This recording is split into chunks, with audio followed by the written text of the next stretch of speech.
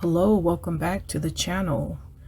Today's news was heavy, and what I want to talk about isn't easy, but it's important, especially in times like these when our world feels increasingly unpredictable and scary. Just last night, a lot of you could have had someone over for dinner, maybe your neighbor. You're just being nice. You don't know that behind closed doors an agenda of harm or even an attack on the innocent was being planned. We step outside our homes every day and we're met with smiling faces, people waving. We don't know who's carrying a heavy burden, or maybe someone just had a fight with their ex, or if someone's child maybe had their gaming system taken away and now they're ready to take it out on innocent school kids. We don't know. Another tragic school shooting. My heart, it just breaks for the families that are going through this unimaginable pain right now. The pictures, the stories, it was just pure evil what that guy did. And at times like these, it's natural for questions to come up. I saw a lot of comments, people crying out, wanting to blame God, people starting to lose faith. I've mentioned in older videos, we are in a spiritual battle, whether we acknowledge it or not.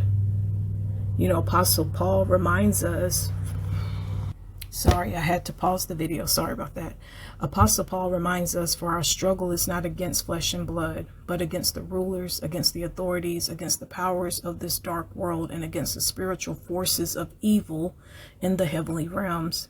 When we see such acts of violence, especially against the most vulnerable, it's not simply human failing, it's the manifestation of spiritual warfare.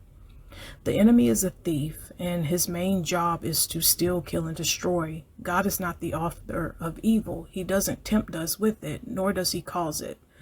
When tempted, no one should say, God is tempting me, because God cannot be tempted by evil, nor does he tempt anyone. Evil stems from humanity's fallen nature, the insidious influence of spiritual forces working to steal our peace and destroy our hope and kill our joy.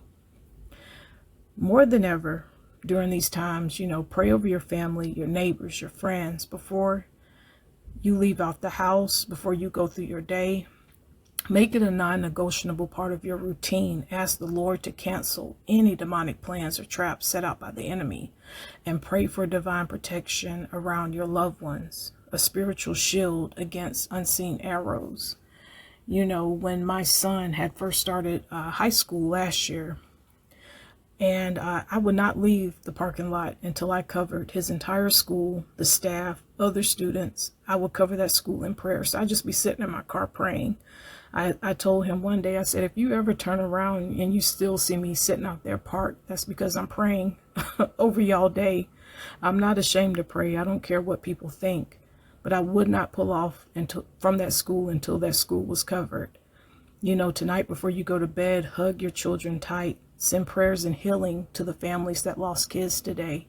Stand firm in faith, knowing that our God is greater than any darkness we may face.